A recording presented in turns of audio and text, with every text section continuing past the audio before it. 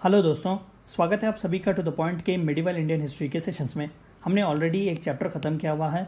मैं रेकमेंड करूंगा कि पहले आप जाकर वो चैप्टर को देखें ताकि आप उस टाइमलाइन को फॉलो कर सकें जिस टाइमलाइन को हम भी फॉलो कर रहे हैं।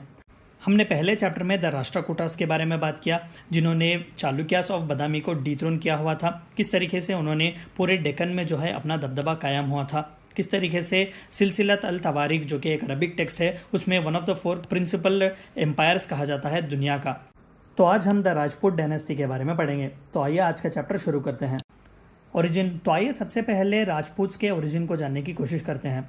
Post Harsha the mighty dynasty that associated with Hinduism in India. तो राजपूत जो थे, हमने हर्षा के चैप्टर में यानी कि एंशिएंट इंडियन सेशंस के आखिरी जो 12th चैप्टर था Harsha the transition from ancient to medieval, हमने देखा कि किस लिए हर्षा सिग्निफिकेंट माने जाते थे, क्योंकि वो आखिरी हिंदू रूलर थे इंडियन लैंड्स के। बाद उनके नॉर्थ यानी कि जो आर्यावर्ता, जिसे हम नॉर्थ इंडिया को एंशिएंट इंडिया की जो हिस्ट्री में जिस वर्ड को हम यूज़ करते हैं, तो उस आर्यावर्ता या फिर उस नॉर्थर्न लैंड्स में हर्षा के बाद अगर कोई हिंदू माइटी रूलर्स थे तो वो राजपूत डायनेस्टी थे। The debate of origin is highly complex. तो इनके ओरिजिन का जो है वो डिबेट हिस्टोरियंस में बहुत ही कॉम्प्लेक्स है। तो आइए क्या क्या थीरीज हैं उसके बारे में जानते हैं। The myth of solar origin regarded them as Kshatriyas created in Kali Yuga to wipe out Mlechas यानी कि फॉरेनर्स। ज़्यादातर हिस्टोरियंस कहते हैं कि जो सल्तनत का रूल आया हुआ था या फिर जो फॉरेन लैंड से इंडिया के लैंड पर जो रूल बनाने आए हुए थे, उन्हें जो है मार भगाने के लिए क्षत्रिय एक क्लैन जो कलयुग में पैदा होगा वो राजपूत है। तो ये एक थियरी है जो कि उन्हें सोलर ओरिजिन यानी कि सोलर गॉड से जो है वो अपने ओरिजिन को ट्रेस करते थे। Rajasthani bards regard them as Agnikula that is fire born. तो बार्ड्स जो थे वो ज़्यादातर कैटल रेयरर्स या फिर कैटल हर्डरर्स हुआ करते थे, जो गानों के ज़रिए जो है हिस्ट्री या फिर किसी प्रकार के लिटरेचर को ट्रांसफ़र किया करते थे एक ज़माने से दूसरे ज़माने में, यानी कि मिथ्स को जो है वो ट्रांसफ़र किया करते थे या इधर थ्रू सिंगिंग और थ्रू पोएट्री वगैरह। तो राजस्थानी बार्ड्स के हिसाब से जो थे ये अग्निकुला थे यानी कि फायरबॉर्न, ये भी जो है वो सोलर ओरिजिन को ही ट्रेस करते हैं।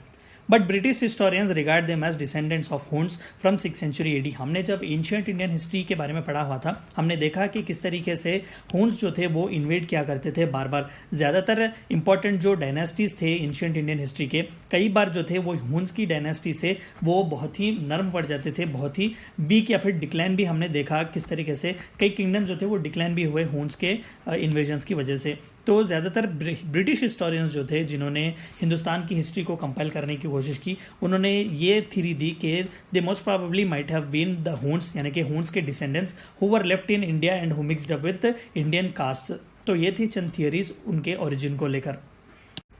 तो ये राजपूत डायनेस्टी जो थी तो वो कई एम्पायर्स का हिस्सा था। तो अलग अलग किंगडम्स हुआ करते थे, अलग अलग क्लैंस हुआ करते थे। कई लोगों का तो ये तो कहना था कि वहाँ पर 56 क्लैंस यानी कि 36 क्लैंस जो अलग अलग राजपूत क्लैंस हुआ करते थे वो at one point of time India को रूल किया करते थे। तो आइए उनमें से चंद इंपॉर्टेंट किंगडम्स के बारे में बात करते हैं।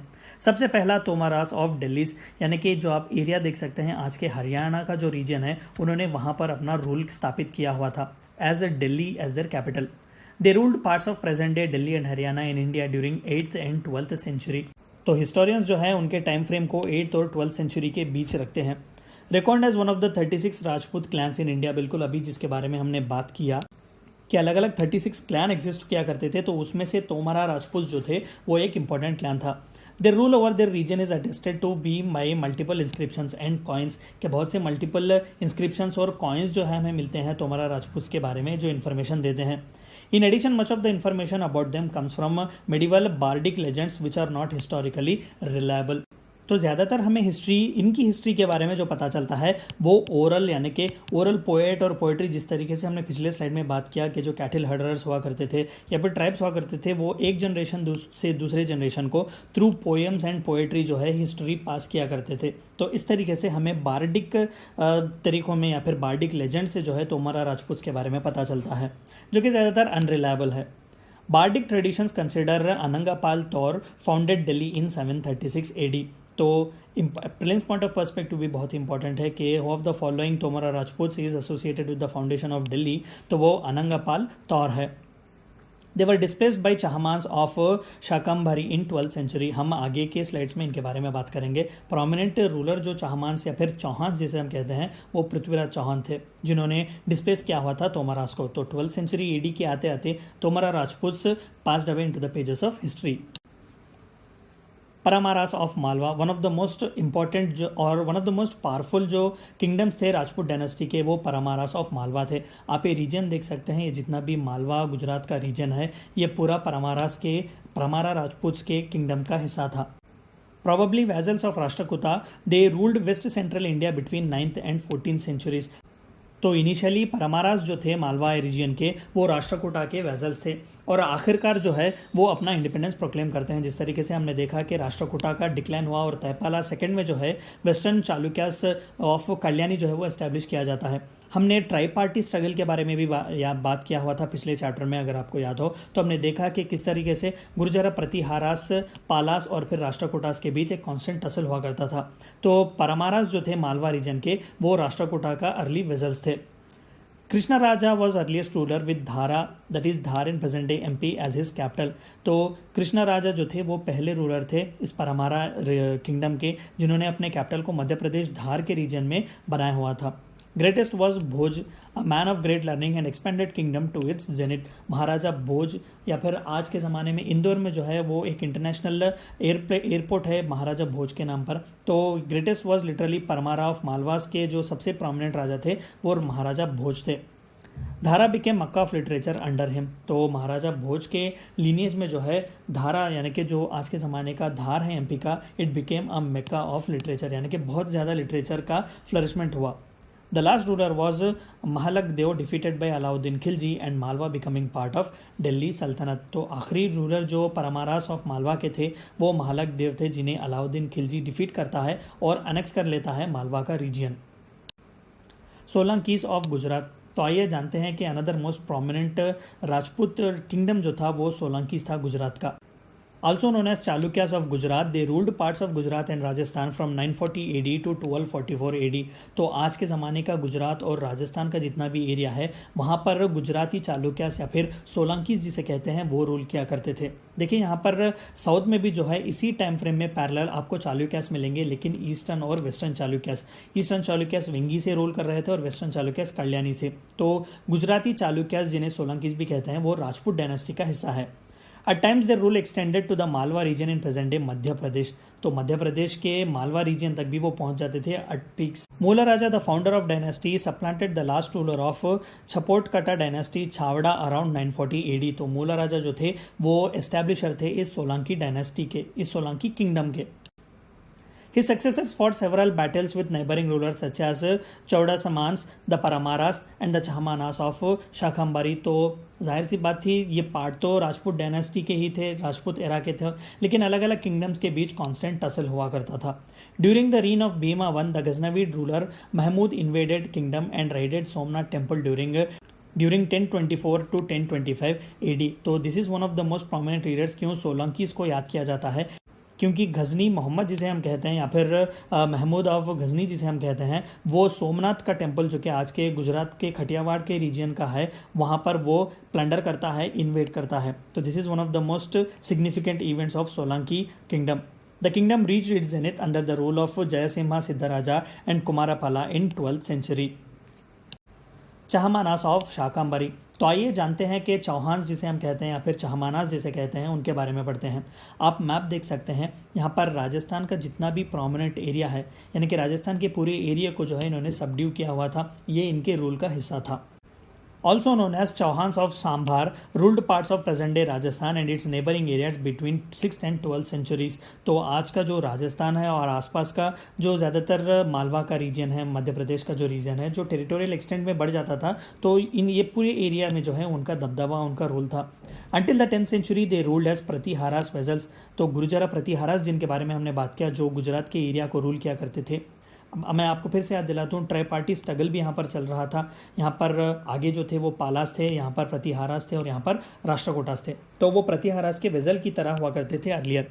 When the Pratiharas power declined after the tri-party struggle, the Chahmana ruler Simharaja assumed the title महाराजाधि राजा। तो प्रतिहारास के डिक्लाइन के बाद ही जो है चहमानास या चौहान जो थे उन्होंने अपना इंडिपेंडेंट प्रोक्लेम किया हुआ था। In the early 12th century, Ajay Raja II moved the kingdom's capital to Ajaymeru, modern day Ajmer. For this reason, the Chahman rulers also known as Chauhans of Ajmer. तो चौहानों ने अपना capital base जो था वो Ajmer shift किया हुआ था 12th century में, तो इसीलिए इन्हें चौहान ऑफ अजमेर भी कहा जाता है। हम reached it's zeniths under Vigraha Raja the fourth in mid 12th century, but most charming was Prithviraj Chauhan 1178 to 1192 AD। हमने कई स्टोरीज भी इनके बारे में सुनी हुई है, जिस तरीके के करिस्मेटिक पर्सनैलिटीज़ है, कई शोज़ और पिक्चर्स भी आपने इनके ऊपर देखे हुए होंगे। He got defeated by Muhammad of Ghurr in 1192 AD at the Second Battle of Terain and executed him shortly. His defeat at Terain is seen as landmark even in the Islamic conquest of India. 1191 AD में जो है वो Prithviraj Chauhan Mohammad of घुर यानी कि मोहम्मद घोरी जिसे हम कहते हैं उसे हराते हैं, लेकिन इमीडिएटली 1192 AD में जो है मोहम्मद घुर इमीडिएटली वो फिर से अटैक करता है and he takes Prithviraj Chauhan by surprise and defeats him. He not just defeats him but also executes him. तो पृथ्वीराज चौहान की डेथ को जो है एक बहुत ही सिग्निफिकेंट इवेंट माना जाता है, क्योंकि बाद इसके ही हमें द स्लेव या फिर ममलूक डायनास्टी जो कि दिल्ली सल्तनत जिसे हम कहते हैं वो फॉर्म होती है। पॉलिटी, तो आइए राजपूत डायनास्टी की पॉलिटी किस तरीके से हुआ करती थी हम उनके बारे में देखते हैं। आप पिक्चर देख सकते हैं, दरअसल पृथ्वीराज द थर्ड या फिर पृथ्वीराज चौहान जिनके बारे में अभी हमने बात की है उन्हीं का स्कल्पचर है। Feudalism dominated north from 7th to 12th AD। तो जाहिर सी बात थी कि फ्यूडलिस्टिक सेटअप जो है वो हर्षा के ज़माने से ही चल रहा था, तो राजपूत किंगडम्स ने भी उसे इनहेरिट किया हुआ था। एक फ्यूडलिस्टिक सेटअप था जहाँ पर किंग सेंट्रल ऑफ पावर तो था, बट उसे मिलिट्री और रेवेन्यू या फिर लॉ एंड एडमिनिस्ट्रेशन जो था वो फ्यूडलिस्टिक लैंड सेट से या फिर फ्यूडलिस्टिक लैंडलॉर्ड से मिलता था। Everything from kingship to feudalistic setup was rigidly hereditary, यानी कि महज राजा की सीट ही हेरिडिटरी नहीं बल्कि इस फ्यूडलिस्टिक लैंड सेट की सीट भी हेरिडिटरी थी। लेकिन एंशियंट में इस फ्यूडलिस्टिक लैंड सेट की खासियत ये थी कि फ्यूडलिस्टिक लैंडलॉर्ड्स जो थे वो हेरिडिटरी नहीं हुआ करते थे, वो उनके पावर और माइट और करेज पर डिपेंड किया करते थे, या फिर ज़्यादातर ऑन बेसिस ऑफ मेरिट जो है उन्हें अपॉइंट किया जाता था। लेकिन यहाँ पर मेरिट के बेसिस नहीं बल्कि हेरिडिटरी बेसिस पर बहुत ही प्रोमिनेंट दिया जाता था। Shastras and Smritis dominated the last. This was also one of the reason क्यों जो रूलर जो था वो फ्यूडलिस्टिक लैंड सेट के ऊपर नहीं जा पा रहा था, यानी कि उसके पावर को ऑब्स्ट्रक्ट किया जा रहा था हेरिडिटरी नेचर से और फिर शास्त्रास और स्मृति से, यानी कि ज़्यादातर आपको लॉस यहीं से मिलते हैं, तो रूलर को जो है वो ज़्यादातर स्कोप नहीं मिलता लॉ बनाने का। The divine right theory used to exist, that is ruler was taken as incarnation of Vishnu, यानी कि ये खुद को भगवान के रिप्रेजेंटेटिव्स कहते थे इस दुनिया में। तो डिवाइन राइट थियरी, तो हेरिडिटरी शिप भी जो किंगशिप की आती है वो यहीं से आती है, यानी कि we are born from the gods या फिर we are the divine, we have the divine right to rule you, so that is the reason why we rule you. Territorial divisions of bhuktis हमने पिछले चैप्टर में भी देखा, बहुत ही important territorial division था, a cluster of villages जो भोगपति के under हुआ करता था। Territorial divisions of bhuktis, rashtras and vishayas use to existed, यानी कि इन्होंने भी वही लैंडसेट को फॉलो किया, वही टेरिटोरियल डिवीजन को फॉलो किया जो इनके प्रेडिसेसर्स फॉलो किया करते थे। Taxation was heavy compare to ancient times as royal expenditure increased exponentially. Rajput बहुत ही जाने जाते थे पॉम्प एंड शो को लेकर, तो जाहिर सी बात थी कि टैक्सेशन बहुत ही हैवी हुआ करता था उनके ज़माने में।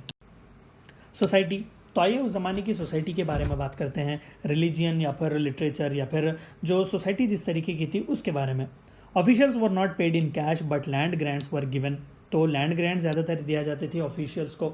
हमने देखा फ्यूडलिस्टिक सेटअप था तो जाहिर सी बात थी कि लैंड ग्रांट्स दिए जाते थे, रेवेन्यू कलेक्शन की जिम्मेदारी भी इन्हीं फ्यूडलिस्टिक लैंडलॉर्ड्स पर हुआ करती थी, और ऑफिशियल्स जो स्टेट के लिए काम भी करते थे उन्हें भी जो है कैश में नहीं वो काइंड में पे किया जाता था, गिफ्ट्स दिए जाते थे या फिर लैंड ग्रांट्स दिए जाते थे। Brahmins and Kshatriyas dominated the scene and Shudras inflicted with more disability. Single handedly Brahmanism जो है या फिर हिंदुइज्म जो है वो डोमिनेट करता है। जैनिज्म और Buddhism literally disappears in this time frame. Even the occupations of people were starting to get converted into जातिस, that is barbers, farmers, fishermen, etc. हमने वर्णा सिस्टम तो देखा जहाँ पर 4 कास्ट हुआ करते थे, ब्राह्मण्स, क्षत्रियास, वैश्यास और शूद्र, लेकिन by the time Rajput come on scene उसमें से कई जातिस आने लगते हैं, यानी कि based on profession the subjudication of caste system still take place, यानी कि और जो है ब्रांचेस एरप्ट होने लगते हैं। Women were denied the right to study and total seclusion was followed, यानी कि वुमेन स्टेटस भी डिग्रेड किया गया था। Total seclusion purdah system exist किया करता था उस वक्त और उन्हें पढ़ने भी नहीं दिया जाता था। लेकिन one of the most unique feature जो थी, लैंड के जो इनहेरिटेंस के रूल्स थे वो थोड़े बहुत लिबरलाइज किए गए थे। वुमेन को भी जो है वो लैंड में इनहेरिटेंस दिया जाता था। बेरूनी अल बेरूनी इन his book Kitab al Hind speaks of confinement of knowledge to Brahmins only. तो बेरूनी जो अपनी किताब है, बहुत ही फेमस किताब अल हिंद, जो कि एक ट्रैवलर थे, वो अपनी किताब में लिखते हैं कि नॉलेज ज़्यादातर ब्राह्मण्स को ही वो कन्फाइन किया जाता था। He speaks about how people were kept in dark. Buddhism and Jainism literally disappeared from the northern lands. Royal patronage Brahmanism को मिलता था। ब्राह्मण्स और क्षत्रियास जो है वो ज़्यादातर डोमिनेट करते थे सीन को, and Buddhism and Jainism literally disappeared. Economy and architecture, तो आइए जानते हैं कि इकोनॉमी और आर्किटेक्चर राजपूत के ज़माने में किस तरीके से था।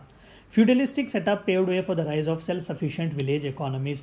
जाहिर सी बात थी कि जब फ्यूडलिस्टिक सेटअप की बात करते हैं तो टेरिटोरियल डिवीजन भी छोटा होता है, भोगपति, विषयपति, जिस तरीके से हमने पिछले स्लाइड में देखा।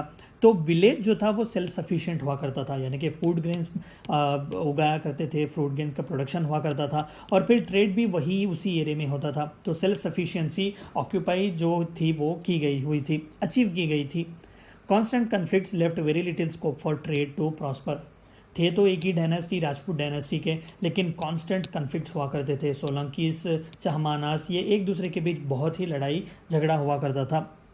तो this left very little scope for trade to prosper.